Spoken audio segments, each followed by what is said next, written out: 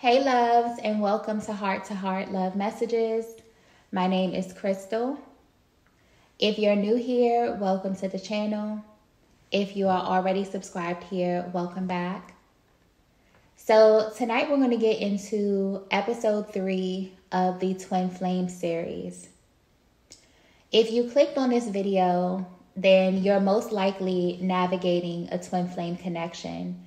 But you may be wondering how it is that the divine masculine identifies the divine feminine. There's a lot of information out there that really plays with the idea of the divine masculine being totally oblivious to this twin flame connection. It's almost as if the feminine is put in this position to be the leader of this connection, to come into information about this type of dynamic that is just simply unavailable to the divine masculine. But that's actually farthest from the truth. And I feel like this oftentimes put the feminine in a position to not really understand what really happens with the divine masculine. How are they experiencing this connection? You know, what are they going through? How are they navigating the different stages of this connection if they're not even aware that they're in a connection, right? What's true is that the divine masculine oftentimes identifies the divine feminine first. And the way that this happens is very, very interesting because the masculine represents the physical realm. So their energy is really based upon practicality, tangible things, really having to see things for it to make sense. Whereas the feminine energy has a more spiritual undertone to it. The feminine is a receptive energy. So naturally the feminine taps into the spiritual world. You tap into signs and synchronicities. You literally are like a student of the universe. You come here and you're able to tap into higher levels of information that a lot of people don't have access to. But when it comes to a twin flame journey, the divine feminine is the divine masculine in feminine form. So imagine a divine masculine going throughout their lives and feeling this need, this urge, this calling, this pull to something, but not really knowing what it is, okay? Essentially, the divine masculines are looking for themselves, but they have no awareness of this. So although they go through different relationships, they go through different situations in their lives, something just feels like it's missing.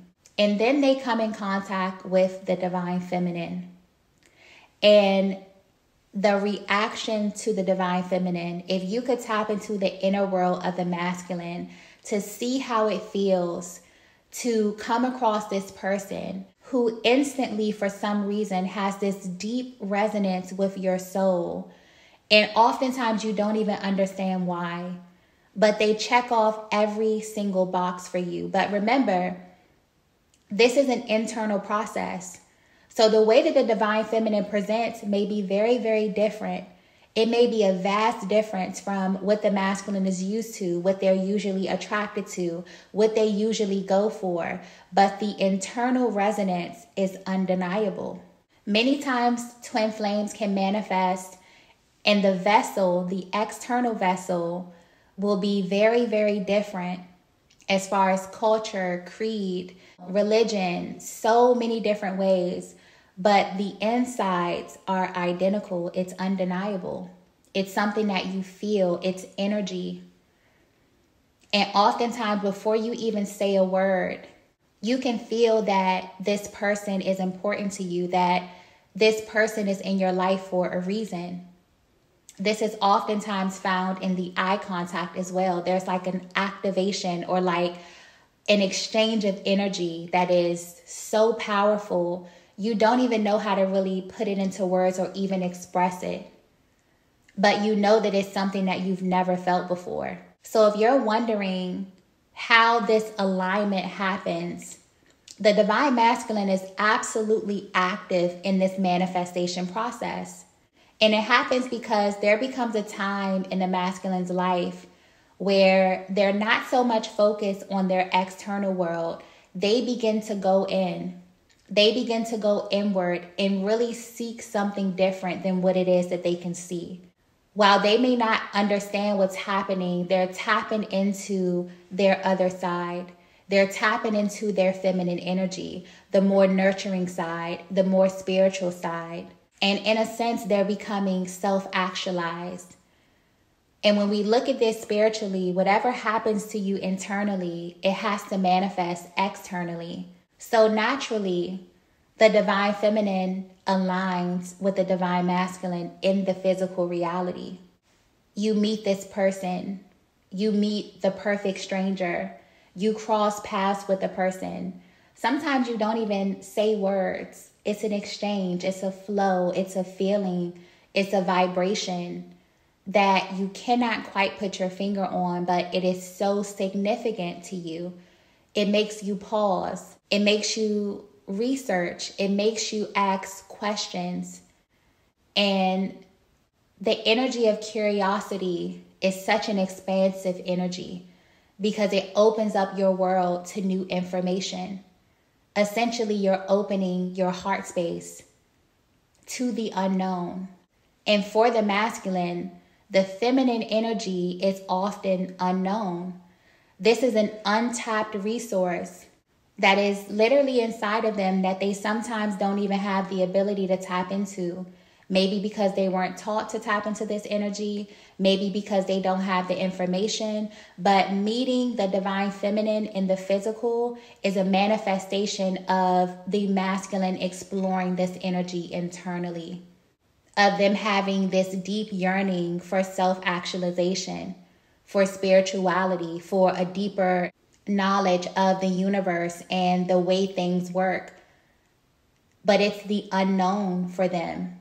Feminine energy is also dark energy, and not dark in the terms of negative, but dark in terms of the unknown. It's uncharted territory for the divine masculine. So once they begin to take this journey inward, spiritually, the divine feminine appears. That's why it's such an intense exchange. That's oftentimes why they will meet the divine feminine in the physical, and there's this activation that happens. There's this soul recognition. There's this remembrance that happens. And then they panic and they run. Imagine meeting a person and looking into a person's eyes and you feeling on a soul level, this is me. And of course you don't say that, because how weird is that to say to someone or even to yourself, right? But that's how powerful this connection is. And it's even more confusing for the divine masculine, because the divine feminine not only becomes the safe space that they want to run to and they want to explore and study and dissect, but the feminine also becomes the trigger. Because why do you know all of these things about me? Why do I feel so naked in your presence, so raw, so exposed? You know, who are you? There's really this back and forth, this oscillation of fascination and just being extremely triggered at the same time. And it's designed that way in order for the masculine to merge both aspects of the soul, internally and externally. So all of the stages in the connection are extremely intentional. The separation stages usually happen after some type of activation has happened. There's usually some type of trigger that causes either the divine masculine or the divine feminine to go in the opposite direction. And then while you're in your solitude, while you are away from one another, it's not like the connection stops. There's still this energetic link. There's still information being transferred between the both of you to help you to heal and to help you to go within to address whatever triggers were activated. So every single stage of this connection is absolutely intentional. But when it comes to the masculine energy, I really just wanted to touch on this topic because there's so much information out there that really assumes that the masculine is oblivious. But they're a very important aspect of this connection as well. But because of the role that they play, the actions that they take, and the intentions that they have for this connection may show up very, very different than it does for the divine feminine. But they're very much a moving part in this connection. But one thing that I know for sure is that it is absolutely impossible for a divine masculine to be in the presence, to be in the same space, in the same room, in the same vicinity as the divine feminine and not know who she is. That's absolutely impossible. Every fiber of the divine masculine's being knows who the divine feminine is. And it's because the divine feminine is them, is an external manifestation of what's inside of them. There's no way that they're unable to identify that in physical form. And oftentimes it's so blatant and it's so in their faces that it triggers them. But it triggers them in the best way possible. So if you're wondering specifically what role the masculine plays in this entire manifestation process, essentially the deeper the masculine explores their inner feminine energy, the more access they have to the feminine in their physical reality. So I'm going to go ahead and end the message here. If you resonated with this, please be sure to hit the like button on your way out. If you haven't already, be sure to subscribe to the channel for future videos on this topic. But thank you all so much for watching, and I will see you all in the next video. Bye.